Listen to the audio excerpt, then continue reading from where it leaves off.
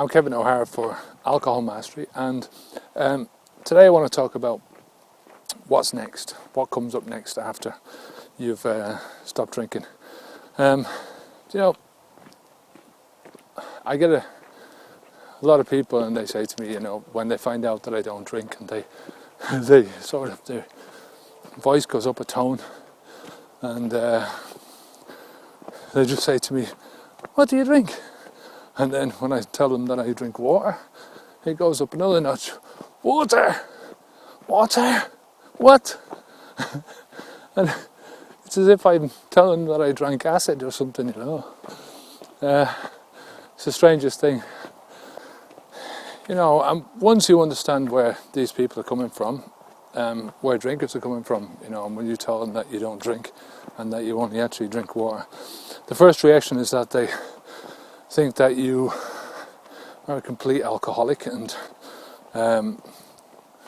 you can't ever touch drink again, and they can't get that you just don't want to drink anymore, that you've had enough of it and you want to move on. But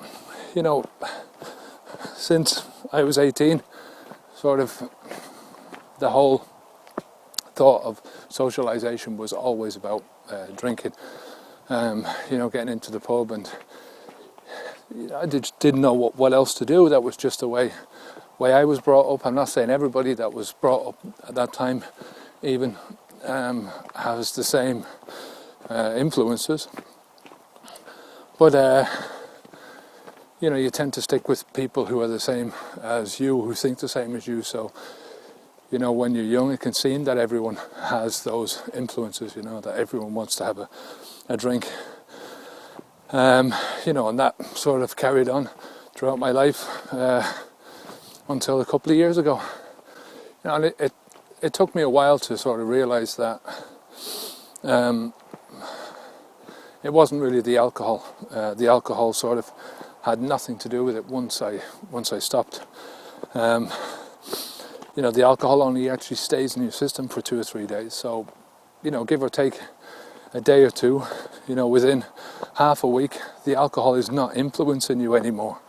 The problems that you have with recovery are either because of the consequences of what you've done to your body through drinking, depending on how long you've used alcohol, and the holes and the gaps in your life that are now very apparent.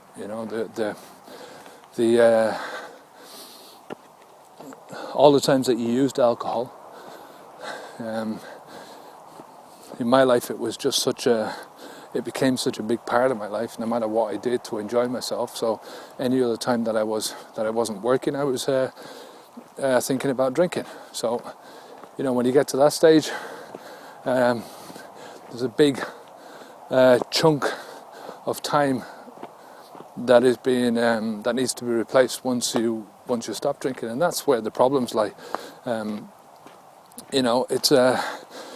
But it's not insurmountable. I mean, this is all about changing your life for the better. You're taking alcohol out and you're just doing better things with your time, and then sitting drinking. So but the beauty about this way of looking at things, instead of focusing on the alcohol and focusing on the gaps instead, is that you get to fill the gaps with whatever you want.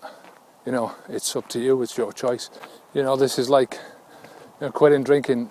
In this sense, is like drawing a sort of a big line in the sand in front of you and stepping across it, and you're focusing on the journey ahead. And the people that have most problems with this line of reasoning is because they can't figure out exactly what to do. They get lost in their past, in facing backwards.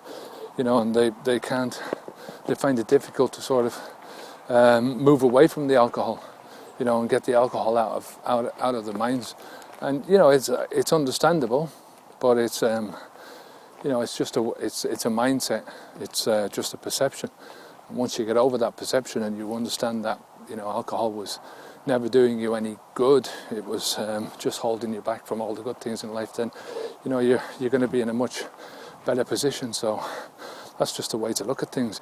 You know, and it's really one of the reasons why I sort of try and encourage people not to quit drinking straight away until they have a plan of attack, you know, some idea of what they're going to do, you know, and, you know, to sit down and do that before you're stressed out with thinking about your missing alcohol. You know, it's an easy thing to say, and it's difficult to get your head around it, but once you figure out what you want to do and what your long-term goal is, then you have something to aim towards. You know, if you step out of your house and head out on your vacation without knowing where you're going to go, then you're probably just going to end up going round in circles, or you're going to get hopelessly lost. So, you know, having a plan and knowing exactly where you're going to go, you know, gives you that big direction that you need. So, if you have any questions about that, give us a shout over on the website. Sign up for the newsletter if you haven't done that already. And until next time, I'm Kevin O'Hara for Alcohol Mastery. Onwards and upwards.